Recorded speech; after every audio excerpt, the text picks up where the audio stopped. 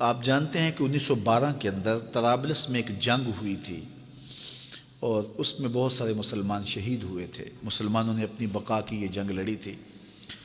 تو اب اقبال اس کا حوالہ دے کہ حضور کی بارگاہ میں ایک اللہ اکبر، گراں جو مجھ پر ہنگامہ زمانہ ہوا، گراں مجھ پر جو ہنگامہ زمانہ ہوا، جہاں سے باندھ کے رخت سفر روانہ ہوا۔ یہ تصور کی کائنات ہے۔ فرشتے بزم رسالت میں لے گئے مجھ کو،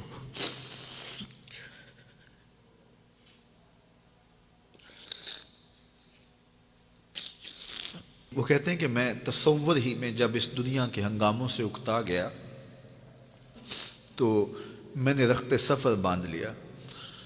اب شام و سحر کے سفر میں میرے پاس سواری کوئی نہیں ہے اور جاؤں تو کدھر جاؤں، لیکن دنیا سے اکتا کے سامان سفر باندھ کے اپنے دل اور روح، اعلیٰ حضرت نے کہا تھا نا، جان و دل ہوش و خرد سب تو مدینے پہنچے، تم نہیں چلتے رضا سارا تو سامان گیا۔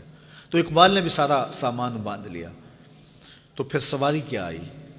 فرشتے بزم رسالت میں لے گئے مجھ کو۔ یہ تصور کی دنیا ہے اور اقبال کا ایک اپنا جہان تھا۔ حضور آیا رحمت میں لے گئے مجھ کو، کہا حضور نے اے اندلیب باغ حجاز،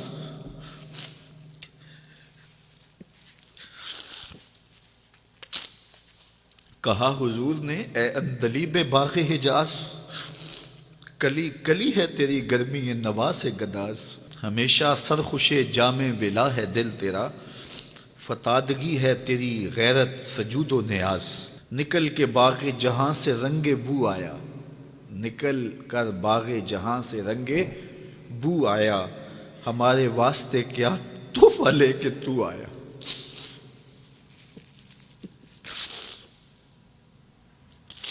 کہتے ہیں کہ حضور نے مجھے کہا کہ باغ حجاز کے بلبل تیری نوا سے کلی کلی پگھل رہی ہے، تو ایسے باغ سے نکل آیا جس طرح پھول سے خوشبو نکل کے آتی ہے، تو بتا میرے لیے تو تحفہ کیا لے کر آئے؟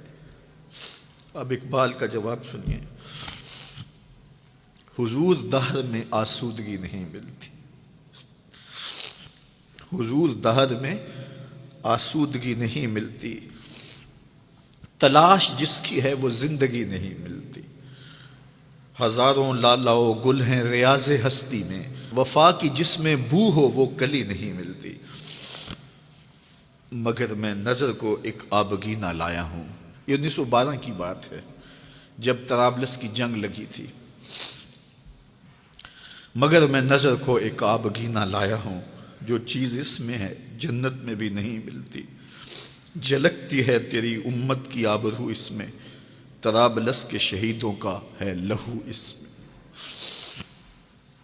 اگر اس دور میں اقبال ہوتا اس کا کلیجہ پھٹ جاتا۔ اللہ اس شخص کی قبر پہ کروڑوں رحمتوں کا نزول کرے اور امت کو پوری دنیا کے اوپر وحدت نصیب فرمائے۔ یہ امت علم کی، عمل کی راہوں سے گزر کے اپنی منزل کی طرف گامزن ہو اور وحدت کے حقیقی اجالے اس امت کو نصیب ہوں، اور بٹکا ہوا آہو پھر سوئے حرم پہنچے اور یہ امت ایک منزل کی طرف وحدت فکر کے ساتھ، وحدت عمل کے ساتھ آگے بڑھے اور کھویا ہوا وقار اس کو نصیب ہو۔ اقبال کے انہی لفظوں کے ساتھ میں اپنی گفتگو کو اختتام کی طرف لے جاتا ہوں۔ بٹکے ہوئے آہو کو پھر سوئے حرم لے چل، اس شہر کے خوگر کو پھر وسعت صحرا دے، میں بلبل نالہ ہوں اس اجڑے گلستاں کا، تاثیر کا سائل ہوں محتاج کو داتا دے۔